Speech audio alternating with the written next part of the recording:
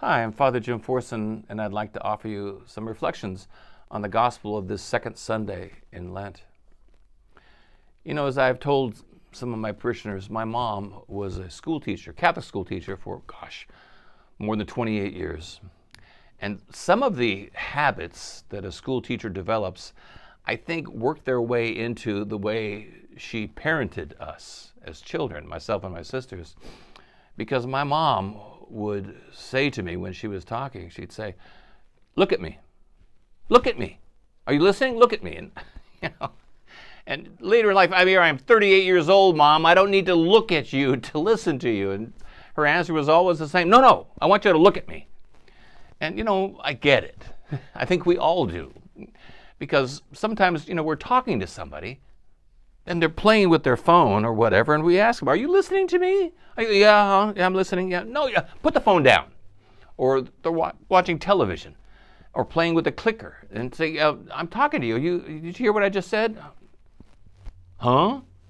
And when you hear that answer, huh, you know they have not been listening to you at all. Well, I think in the season of Lent, this is what God says to us. He says, "Look at me. Are you listening to me?" And maybe, without any disrespect intended, our answer is, huh? No, we're not listening. And it's not because we're disrespectful or disobedient. It's because we live distracted lives.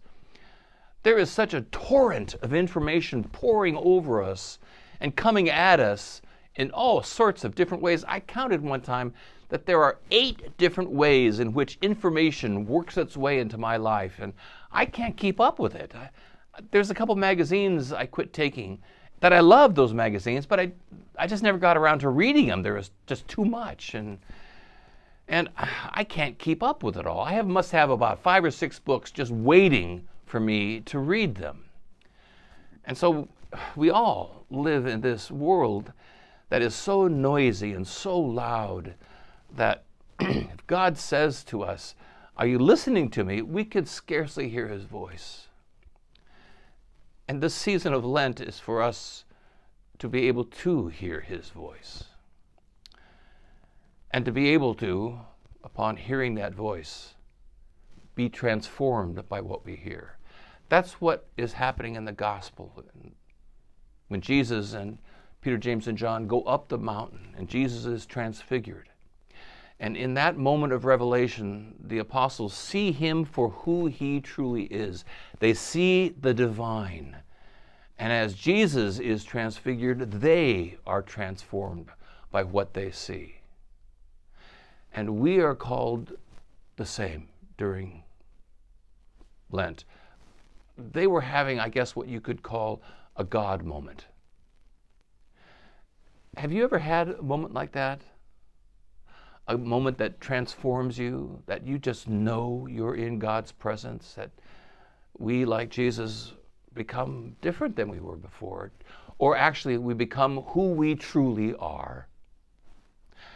I was talking years ago with this young man who married to his wife, and I was asking him, "When did you know that you were going to marry her?" And he said, "When we were dating, there was one time that we were sitting on the couch watching television and we were holding hands, and he said, I looked down at our hands together, and just for the briefest moment, I couldn't tell whose fingers were whose." And he said, in that moment, I just knew it. I had to marry her, that I was at one with her. We were one body, one flesh. I had to marry her, and he did. I don't think he would have described that as a God moment, but that's exactly what it was. He was seeing what he truly was to be. That is to say, what he truly was, his true identity. And it happened with this other dad I know, that he told me when he was in the hospital in the delivery room and his firstborn came into this world, and after the baby was born and the nurses cleaned him all up and stuff like that, they handed him his son. And he said, "The first time I held my son in my arms, And I saw that little creature that was absolutely 100% dependent upon him for everything. He said, in that moment, I just knew what I had to do with my life. I knew what my life was to be all about. I wanted to do nothing else but to take absolute care of this little creature and bring him into the fullness of life. That's all he wanted to do with his life from that point on. I don't think he would have had the words for it to call it a God moment, but that's exactly what it was. Revelation was happening in his life, and he began to see who he truly was and what it was that he was to do with his life, how God was calling him to live his life. That's what happened to the apostles on that mountain with Jesus. After Jesus died and rose to heaven, the apostles would reflect back on that moment of transfiguration. And that moment transformed them. And they began to understand fully who Jesus was, human and divine. He was the fullness of revelation, Moses and Elijah on each side of him. They began to understand that moment, and it transformed them. And they began to live the lives that God had called them to live. Let me ask you, have you ever had a moment of revelation like that, a God moment, a moment that you just knew that you were in the presence of God? Well, if you have, the season of Lent is a time for us to do what the apostles did, to find ourselves some quiet, out-of-the-way place, and to reflect on that God moment, to think back into it, and to think, what did I see in that moment? How was God revealing himself? And what did that moment say about me and what I was to do with my life?